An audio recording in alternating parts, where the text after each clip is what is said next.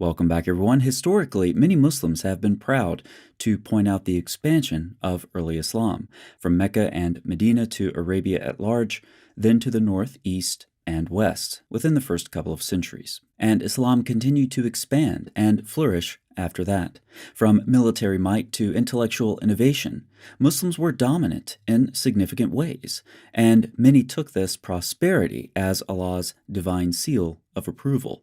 But this did not last. While Muslim lands faced occasional losses through the centuries, some significant, more recent events in the modern era include the Treaty of Karlowitz in the last part of the 17th century.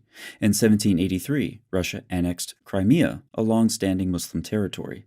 In 1798, Napoleon marched into Egypt, only to be pushed back later by the British. Both events contrasted the severe weakness of Muslim armies against European power. In the 19th century, Russia continued to expand. The Ottoman Empire was defeated during World War I. In 1948, Israel was established. And what do you call it when several Arab states decide to team up against Israel again? In this case, that would be the Six-Day War of 1967. Then there was the Yom Kippur War in 1973. And there were difficulties on other fronts as well. At the beginning of the 20th century, the Muslim world was suffering from setbacks on the cultural, intellectual, scientific, and military levels. Most of the Muslim world had been colonized by European countries, and Muslim populations had a strong feeling of religious identity crisis. The scientific and technological advances of the victorious European nations on the one hand, and the backwardness of life in the Muslim world on the other hand, raised questions about Islam and its incompatibility with modern science. While these are problems primarily associated with the geographic West, there were problems from the geographic East as well. The 20th century, particularly the second half, brought further humiliations, the awareness that Muslims were no longer even the first among the followers, but were falling ever further back in the lengthening line of eager and more successful westernizers, notably in East Asia. The rise of Japan had been an encouragement but also a reproach. The later rise of other new Asian economic powers brought only reproach. The proud heirs of ancient civilizations had got used to hiring Western firms to carry out tasks that their own contractors and technicians were apparently not capable of doing. Following is bad enough. Limping in the rear is far worse. By all the standards that matter in the modern world, economic development, job creation, literacy and educational and scientific achievement, political freedom and respect for human rights, what was once a mighty civilization has indeed fallen low. So who's to blame for these many centuries of decline in the Muslim world? It's an interesting question and worth quoting Bernard Lewis at length again. It is usually easier and always more satisfying to blame others for one's misfortunes. For a long time, the Mongols were the favorite villains, and the Mongol invasions of the 13th century were blamed for the destruction of both Muslim power and Islamic civilization. The rise of nationalism itself, an import from Europe, produced new perceptions. Arabs could lay the blame for their troubles on the Turks, who had ruled them for many centuries. The period of French and British paramountcy in much of the Arab world in the 19th and 20th centuries produced a new and more plausible scapegoat, Western imperialism. But the Anglo-French interlude was comparatively brief and ended a half a century ago. The change for the worse began long before their arrival and continued unabated after their departure.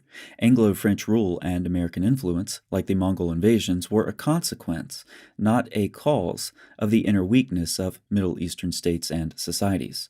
Another European contribution to this debate is anti-Semitism, and blaming the Jews for all that goes wrong. This made the events of 1948 all the more of a shock. As some writers at the time observed, it was bad enough to be defeated by the great imperial powers of the West. To suffer the same fate at the hands of a contemptible gang of Jews was an intolerable humiliation. Anti-Semitism and its demonized picture of the Jew as a scheming, evil monster provided a soothing answer. So which of these is to blame? Or perhaps it's a little bit of all of them. Or perhaps the blame should not be placed outside of Islam at all. A more sophisticated form of the blame game finds its target inside, rather than outside, the society. One such target is religion, for some specifically Islam. For those nowadays known as Islamists or fundamentalists, the failures and shortcomings of the modern Islamic lands afflicted them because they adopted alien notions and practices. They fell away from authentic Islam, and thus lost their former greatness. Some believe the problem is not from the outside, but from within. So, to address the decline in Muslim lands, reformers have arisen. A group that originated in Egypt about 100 years ago is called the Muslim Brotherhood. In the view of the Muslim Brotherhood, the key to Egypt's moral and social renewal, as well as the only effective means to wrest it free from foreign control, was a return to Islam. And a return to true Islam means, among other things, a return to jihad, led by the founder of the Muslim Brotherhood, Hassan al-Banna. While most of the Brotherhood's activities in its formative years were devoted to incremental reform of society from the bottom up, Hassan al-Banna and other leaders also embraced the Islamist concept of jihad. The Brotherhood's understanding of jihad drew on the Quran and Hadith, as well as the legal rulings of classical Muslim jurists. Beyond the general meaning of jihad as struggle, the Brotherhood viewed it as the legitimate use of force, both as a method to enlarge the territory under Islamic rule and as a means to defend the Muslim community when it was subjugated to the rule of unbelievers and was vulnerable to external threats. In the latter circumstances, which according to al-Banna accurately described the situation of the Muslim world in his day, jihad became the religious obligation of every Muslim. One of the founding ideas of the Muslim Brotherhood was that once land was inhabited by Muslims, it always belongs to Muslims. So you could lose a war, losing territory in the process, but that land was still Allah's. Drive them out from where they drove you out. Another nation can never rightfully inhabit that land. They can only occupy it. In 1934, the Muslim Brotherhood's founder wrote, "Every piece of land where the banner of Islam has been hoisted is the fatherland of the Muslims." Hassan al-Banna apparently frequently spoke very directly.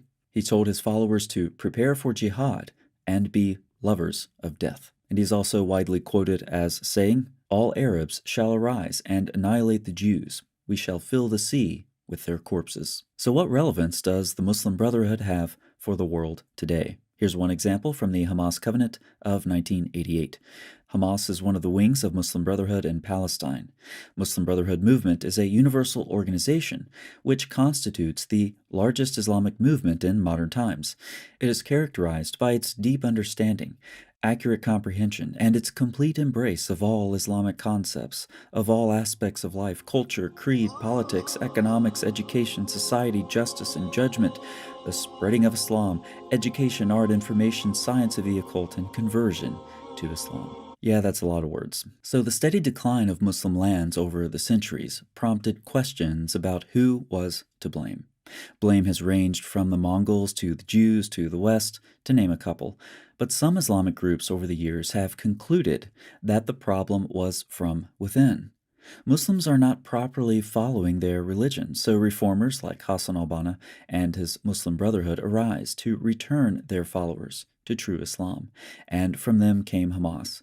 The intentions and motivations of these groups are not secret, but recent events in Gaza and Israel continue to show that many in the West are intent on ignoring them, no matter how plainly they're stated. Westerners prefer to play that same old blame game, and many in the West are in a position to do so comfortably for a while, but ignoring reality can only last so long. Thanks so much for watching. I'll see you next time.